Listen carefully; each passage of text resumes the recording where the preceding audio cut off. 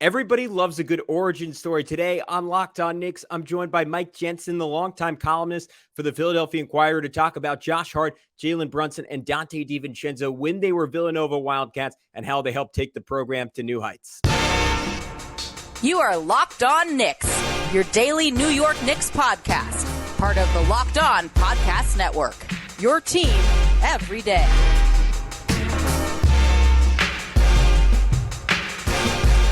You are Locked On Knicks, your daily New York Knicks podcast. I want to thank you for making Locked On Knicks your first listen today and every day, because we're now available on all platforms, and that includes on YouTube. So if you want to be an everydayer, remember to subscribe and hit that notification bell on YouTube, and be sure to do the same on your favorite podcast platform of choice. And there's a new way you can join in on all the fun. That is Subtext. All you have to do is click the button to subscribe. It is in the link below. Also, the number where you can text us. That's right. You can text me and Alex your latest Knicks take, asking for our thoughts on news. Basically, any inquiry you have for just $5 a month. And I mentioned it before, but I'll mention it again. At 500 subscribers, I am going to give away an autographed jersey. So please be sure to subscribe to us on Subtext. Again, the link can be found in the episode description. But who's shilling for subs? I'm Gavin Schall, your favorite play-by-play broadcaster's favorite play-by-play broadcaster. And as mentioned in the intro, I'm lucky enough to be joined by Mike Jensen of the Philadelphia Inquirer to talk through the Villanova careers of Jalen Brunson,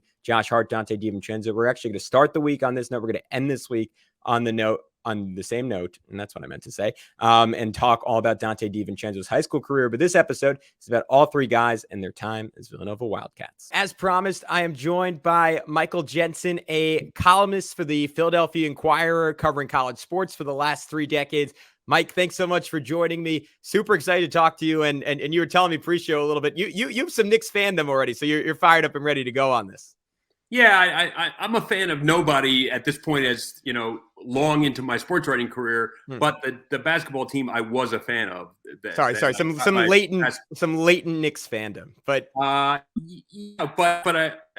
there was some serious Knicks fandom. I mean, I grew up. I am 61 years old, which means Clyde Frazier, Willis Reed, Earl Monroe, Dick Barnett, Dave DeBusschere, Bill Bradley were, my basketball education growing up around New York. So I'm excited to be with you.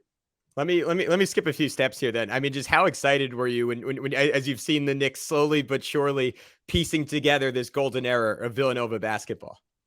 Yeah, I mean, very interesting. I mean, again, you're talking to a sports writer. We're jaded. So how excited? I mean, interested, let's put it that way. Very interested. I mean, it was like I saw the logic of it, and I wasn't completely shocked when they took people very familiar with this Villanova group and put them in charge of this, talking about Leon Rose and Wes and that group. So it was not a complete shock. It was almost waiting for. I've written columns about the team in Philadelphia that declined to do that time after time after time. So it's very interesting to see somebody say, let's do this. Yeah, the Mikal Bridges trade was in the news again this week, but we don't have to bring up old pain for Sixers fans. In fact, let's just rewind about a decade. That was when Josh Hart first committed to Villanova. His first season was 2013-14. The previous 2 years, the Wildcats had gone just 33-33, which is a pretty clear nadir of the Jay Wright era. I know you were telling me a little bit before the show, it was more so the previous classes, but how did that group with Josh Hart and Chris Jenkins kind of contribute to getting Villanova back on track? Well, it was all huge. And I remember sitting in Jay Wright's office right after that low point, as you pointed out. And Jay Wright completely acknowledging what had to change and how it was going to change and what he was going to look for, and how after they had made a previous Final Four with the Kyle Lowry, Randy Foye, Alan Ray group, that all of a sudden they were in a different league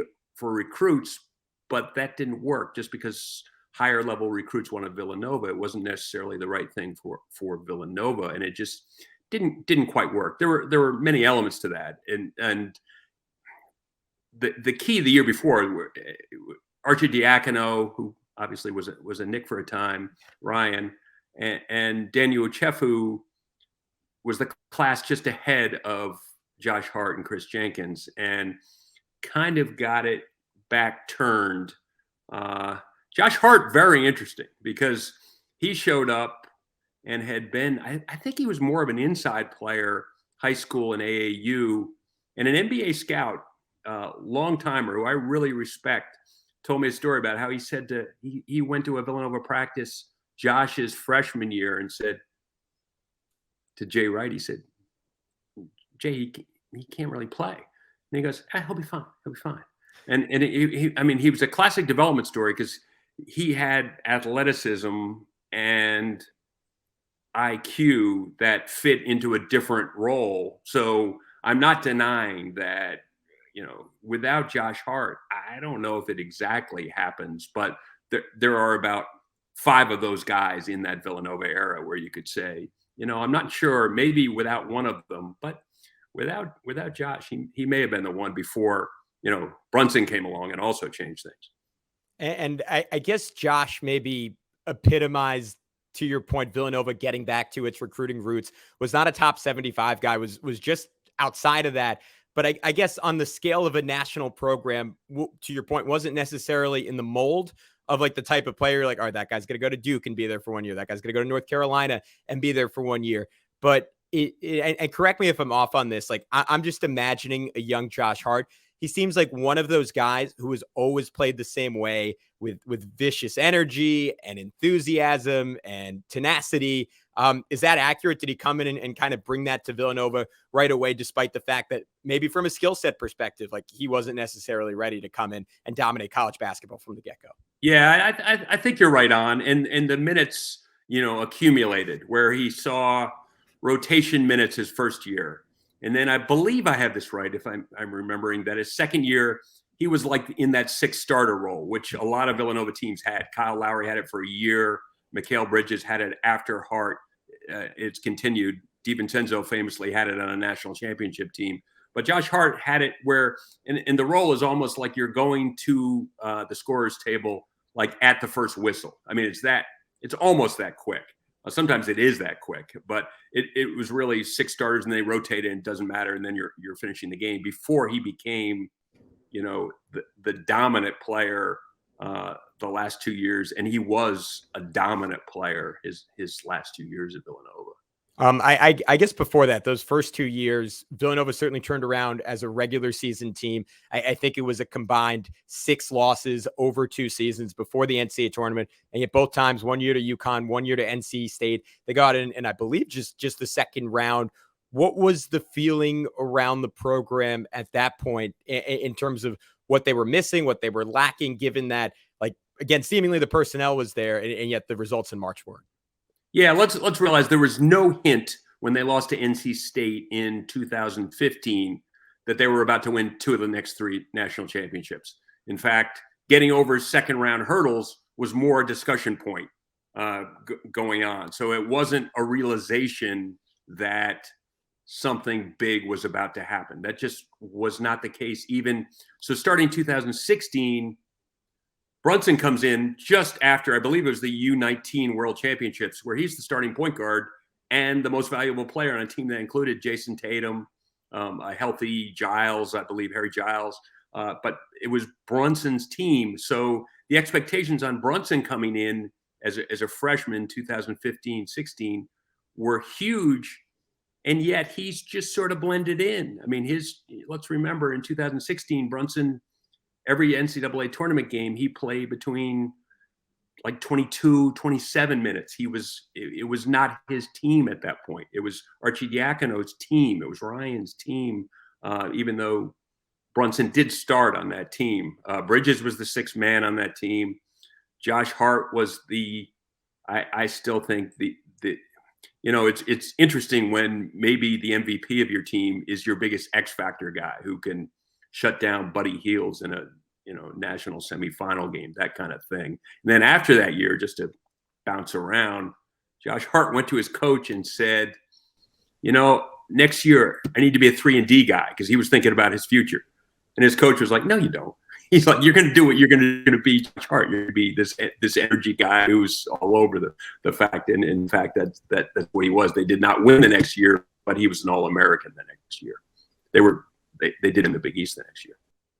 I want to rewind a little bit on Jalen Brunson. Coming out of Chicago, he was, unlike Josh Hart, unlike Donte DiVincenzo, a national recruit, offers from pretty much everyone. I don't know if he was highly recruited by everyone, but he had offers from everyone. Top 35 recruit in the country, led, I think it was Stevenson High School, to a state championship.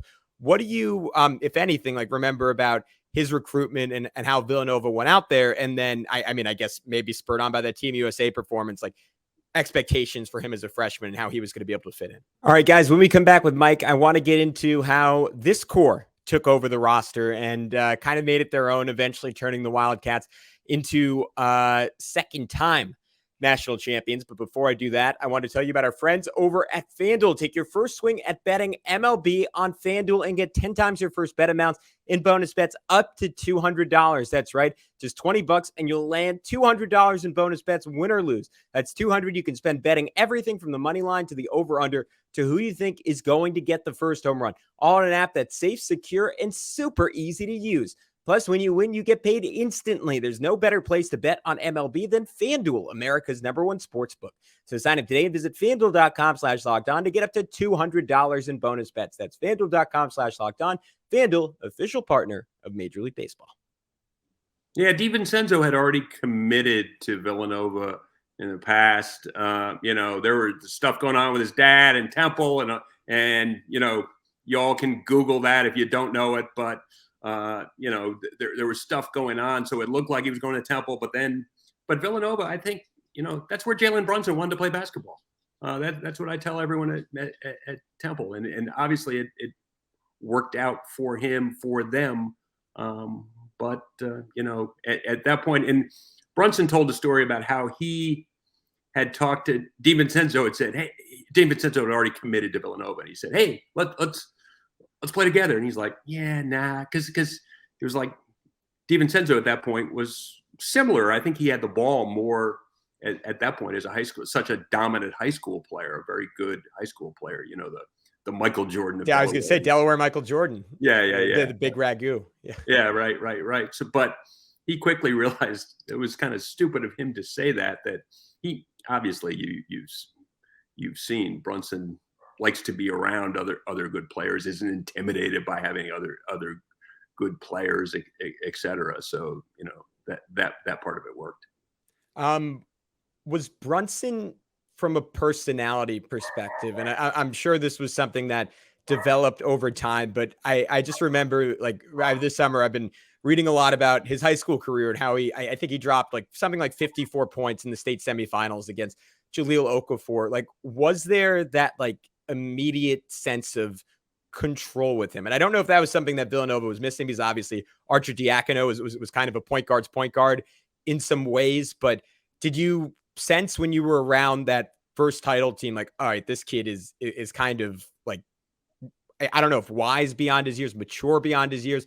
Maybe what I'm looking for is composed beyond his years right from the get-go. Yeah, he was all that, but he also was savvy enough to know that this wasn't his team. So he did not force those issues. I mean, they had all sorts, Phil Booth was playing at the end of the game, in the national championship game, not Jalen Brunson. He wasn't on the court at the end. Booth had, I believe, 20 points in that game. He was on, he was hot. They stuck with him at the end. And there were still defensive issues for Brunson coming in. So the questions about what kind of pro he would be, those questions had come in early in college. He only played 9 minutes in a Big East tournament game against Seton Hall because they were picking on him, and they had to take him off the court. Well, obviously, he worked his way through those issues completely by being the player he is, and has proved, he can defend at the NBA level. Well, he was proving it by sophomore year that he could do it at the college level completely. And it was really the sophomore year where it became his team. I mean, Hart was the dominant player on the team. Bridges was on the team. DiVincenzo was playing for the first time, but it had become Jalen Brunson's team. You hinted at it earlier, but how did Hart go from, again, like definitive role player as a freshman to All-American, best small forward in the country? as a senior, and it seems like, to your point from Jay Wright, the emphasis was kind of doubling down on his strengths. And it's so fascinating to hear you say that, because now in the prime of his career, I think, 6th, 7th season in the NBA, that's both kind of the selling point for him and the drawback for him. When you look at the Knicks playoff run this year, and you say like he transformed the Knicks because he did everything he always does so well. And during the regular season, he shot 55% from three. And then we got to the playoffs, and he was a guy who, a couple games aside, and the games he wasn't were the best games of the Knicks postseason run. He was afraid to shoot open threes. And I almost wonder how that goes back to him, like maybe wanting to develop that in college, and Jay Wright. And certainly it was what was best for Villanova. And it's honestly, it's hard to argue. I mean, a guy who's maybe going to get an $18 million a year contract now wasn't ultimately best for Josh Hart, but he, unlike so many guys who had to change their games to be better in college and fit in the NBA, like it seems like he just doubled down on what made him good in the first place. Yeah, but I don't want to overdo that, because he was allowed to take shots. What he was saying, he only wanted to do those things and take away the parts of his game that make him a pro. I mean, we all know that to be a pro, you have to have strengths. You have to have things that you're giving a team, and just being, sitting out there and shooting threes wouldn't have been the way for Josh Hart to have the NBA career he's had. Obviously, you want a part of the arsenal. I get what you're saying, game to game, but I don't think you can draw a line from him not shooting a ton of threes his last years at Villanova to any reluctance in particular games as a Knick. I wouldn't want to take that too far, to be honest with you. Yeah, I hear you, and I'm not one to question Jay Wright, who has over and over again taken these guys who are not regarded as NBA prospects, and you look at Josh Hart, as I just noted with the money, like by any metric, a successful NBA career, and the things he does do well, like they changed the Knicks season last year. What was in his last year? What was his role as a leader on that team? What was his relationship like with Jalen, and if it was there with Donte? Because it's kind of funny, like seeing them interact now. Like it's so obvious those guys absolutely love each other. Like everyone saw like what became a meme of like Jalen reacting to finding out they got Josh Hart for the first time. And then like Jalen, like in public, well, like I think someone, I don't know if you saw this, but they were doing like a Twitter like Q&A with him, and they like asked him like, oh, like you hang out with like Josh and Donte this summer. Is like someone, he was like, stop asking about those guys. I hate those guys. But what was the relationship like? They're just coworkers, right? Yeah, exactly. Yeah. What was the relationship like in college between them? Yeah, I mean, interestingly, they were buttoned up at the podium. So they didn't, what you've seen with Josh Hart, he wasn't eating chicken wings. No drinking breast milk in college. I don't know. As far as you know. Yeah. Okay. I don't know, but he certainly wasn't talking about it, was the point. Right. So behind the scenes, you got a sense there was actually concern, because Archie Diacono and Ochefu, that had been their team, and what was the leadership structure going to be the next year? Because Josh Hart, as you've seen, is, a free spirit in a very positive way. And you want that on your team. I think you need that on your team. But as far as like being the, I don't know, the floor general and all the rest, it wasn't going to be him. He and Chris Jenkins were easy guys to get along with, fun guys to be with, and I think you got that sense. But the leadership, it was different, and again, it comes back into Brunson at that point was the 35-minute starting point guard. So the question was about Josh, and he was the dominant player on that team. Was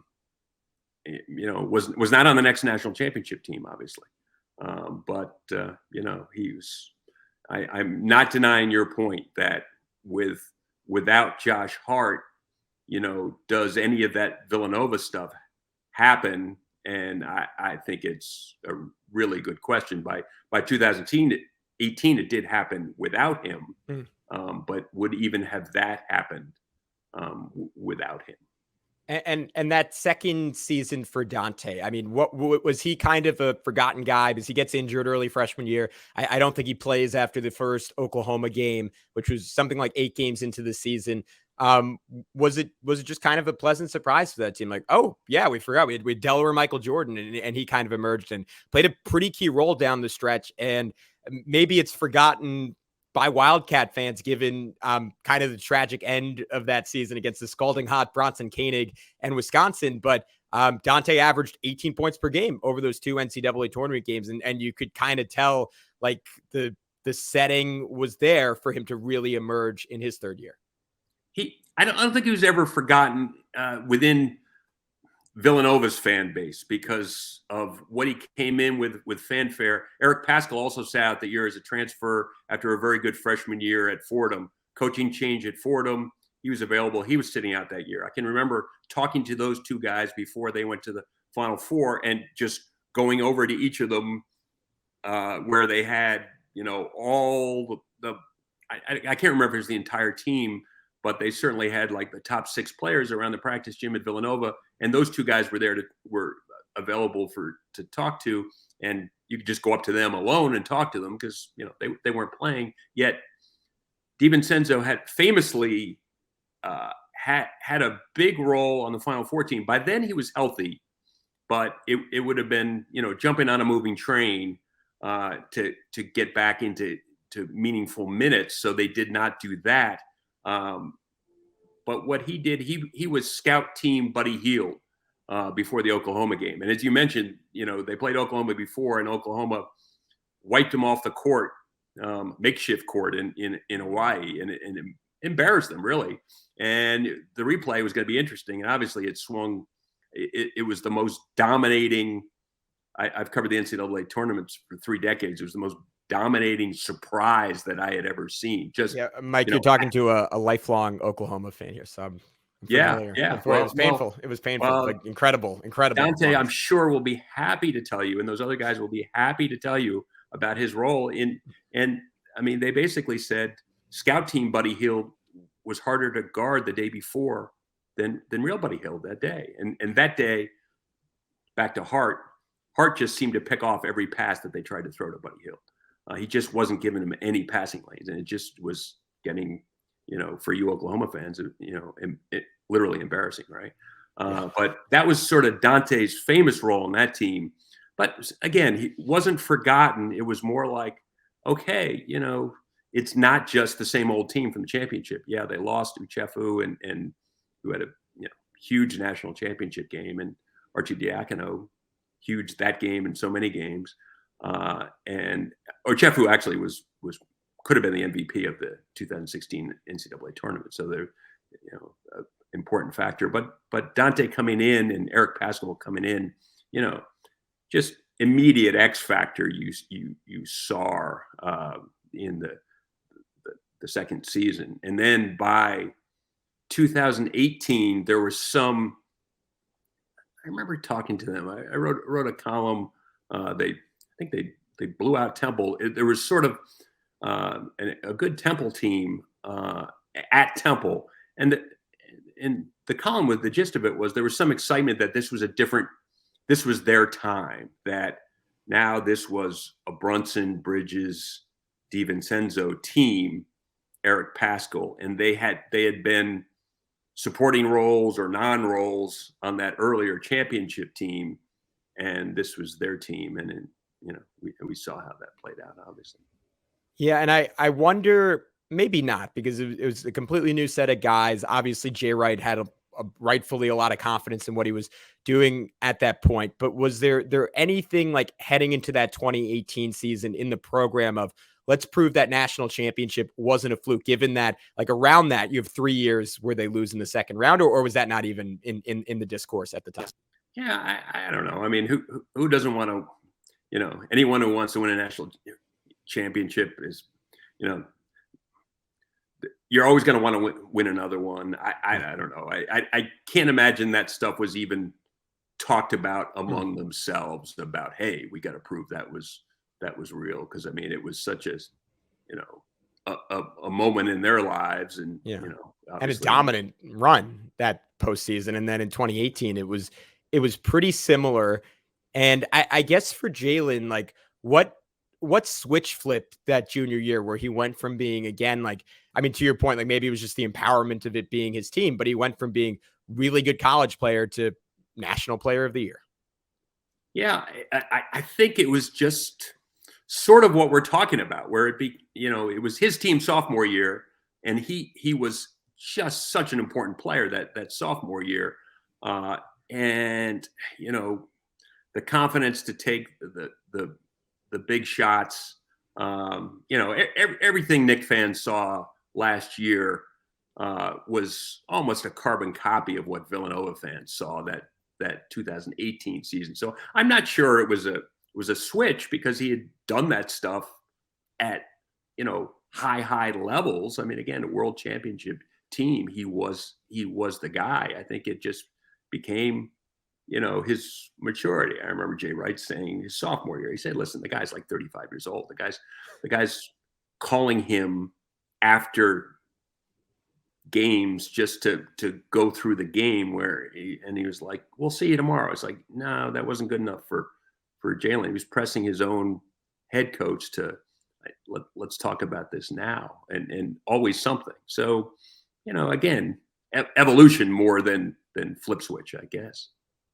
Maybe this is getting ahead of it, but did you foresee his level of NBA success at all? Because if I were to kind of put myself in the shoes of NBA scouts, and let me know if what you knew of it at the time, this was right or wrong, but I think probably part of the perception was, all right, this is a guy with clear-cut physical limitations, going to struggle defensively in the NBA, and that's proven out. And is someone that was maybe because of like having a former NBA player and coach for a father, and then getting incredible coaching at Villanova, like he was so exceptionally skilled coming into the NBA and so advanced from that standpoint. How much room does he have to get better? And yet he seemingly defied all of that and continued to improve year after year after year. And we talk about in this podcast a lot, but there's still a lot of meat on the bone for him. Like he was a 42% 3-point shooter last year. And that was kind of the first season he started taking self-created threes. And you look at the number of his 3-point attempts compared to a lot of his contemporaries, and a lot of guys who score more points per game. Like there's a world where he comes out this season, he's a 30-point per game scorer with like a relatively minor tweak to his game. But I can imagine coming out of college, like people didn't see that, like there were like levels and levels and levels for him to get to still. Yeah, I think everyone, like anybody else, I knew he was going to be a long-time pro. Like his only basketball was going to be in the NBA. Where it went from there, I didn't know for the questions you're bringing up. Figured right off the bat he could be a rotation guy on a really good team. He could be a rotation guy on a championship team. Could be your backup point guard. Could he be starting point guard? I did not predict that. Could he be the dominant guy? Did not predict that. Now, interestingly, once he keeps showing what he can do, he doesn't lose the things that he's always had in terms of his maturity of the game. He's still the guy that other guys want to play with, is what I'm getting at. He doesn't just become this wild player at all. He's still himself.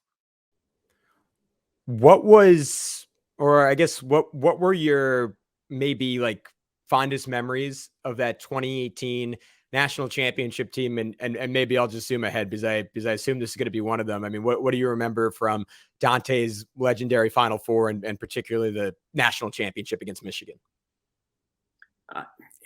You know what? I mean, I was there watching it, and it was almost the anticlimactic nature of it, that they were just not allowing Kansas or Michigan to get even the slightest foothold on it. I put a stat on Twitter during that game that Villanova was up 15 and then Kansas hit five. No, it was Kansas or Michigan. Yeah, it was Kansas. Hit 5 straight shots, and when that was over, Villanova was up 17. I mean, that's how just dominant they were. So certainly, DiVincenzo's just taking over the first half of the national championship game because the memories of that team were, it was always a different guy. I mean, it was Mikal Bridges, right? Phil Booth started on that team. Eric Paschal was a very important player on that team. Omari Spellman was a huge player on that team because he was a guy who could patrol inside, but also could go outside. So they could be like a 5-out team. And then it was Brunson really fine-tuning, like you said, he was the National Player of the Year, this sort of Villanova guard thing of taking the ball inside and posting up and then working from there. And they had all the parts, so that was completely dangerous. But it was almost all that more than, a specific memory because it was so crazy dominant. Yeah, I think to your point, I mean, just how modern of a team it was. And you think of dominance in college basketball, or at least I do. And like, you think of like the most loaded of Duke teams, or the Anthony Davis, Kentucky, the Karl Anthony Towns, Kentucky. And yet you look at the eventual NBA talent on that Villanova team. And even if they weren't regarded that way out of high school, right? Like you have Bridges and Brunson are both going to be all NBA type guys this season. Like Paschal had a cup of coffee in the league for a few years. I think Spellman got drafted. Phil Booth either got drafted or had like a cup of coffee in the NBA. DiVincenzo's obviously carving out a career. Archer Diacono is sticking around in the league. Like you can go on and on and on with these guys, but just the collective shooting. And it's interesting to look at it now in the NBA as like a model for maybe what the Knicks could eventually get to under Brunson, where like he just became, I would assume, like completely unguardable in an offense that could be legitimately 5-out. And he's developed to a point where the Knicks had terrible spacing at times this postseason. There were 3-4 guys packing the paint, and he was still able to do work. And maybe Donte, the goal is that he's going to help change that this year.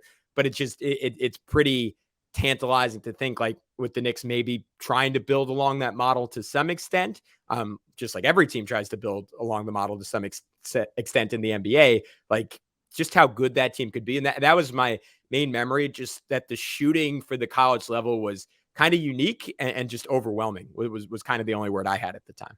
Yes. I mean, obviously it's such a different game in the NBA because you need to have those guys who take up some space on the offensive side. You need those guys on the defensive side to be, playing with the Embiids and Jokic of the world. So, different game where at the NBA, at the college level, having 5 future NBA talents on the court at the same time. Remember the 2016 team, there were even a couple stories about, wow, look at these guys, Villanova winning without NBA players. And it was like, these guys are going to be NBA players. And they were even being written after going into the next season. Amazing they did that without these NBA players. It's like, they're NBA. Hold on, wait, they're NBA players, So they just, were just around college a little longer than what had become the previous norm. Remember, it was just before that Duke, that Okafor team, Duke had become a one and done place. So this was suddenly, I don't know, there was some excitement around the college world about these guys staying around, but and it was true, but a lot of it was because they needed that development. I think Josh Hart would, he might have been happy to be a one and done guy if, the NBA tells you when they're ready to pay you, right? Yeah. All right.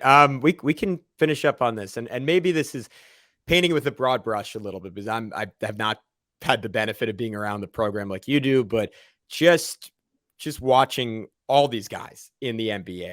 I mean, all 3 on the Knicks, certainly Mikal, like they just seem like above and beyond, like good people, like overachievers on and off the court, like about all the right things. And I wonder, like, my feeling is it's probably both, but like how much of that was nature versus nurture at Jay Wright's Villanova? Like, was it just a combination of like, all right, I want to recruit these types of guys? And I guess how are those qualities then fostered under Wright and in a program that I think, to circle back to the beginning of our conversation, maybe when Nova got away from that a little bit is when they struggled, like initially with those Kyle Lowry teams, like thrived on those very qualities. Yeah, I think there are these demands put on Villanova players that, I mean, if you're not a professional as a college player, you're going to struggle. I mean, Jay Wright, you know, people see the suits, you know, the George Clooney look, you know, CBS and all the Turner viewers got to hear, you know, his mind that we heard a lot of post-game press conference, but he's as crazy as the rest of them, and it's tough to play for, very tough to play for. And his vocabulary was different in a practice gym, right? So those guys had to be able to take it. And these were the guys who could take it and grow from it.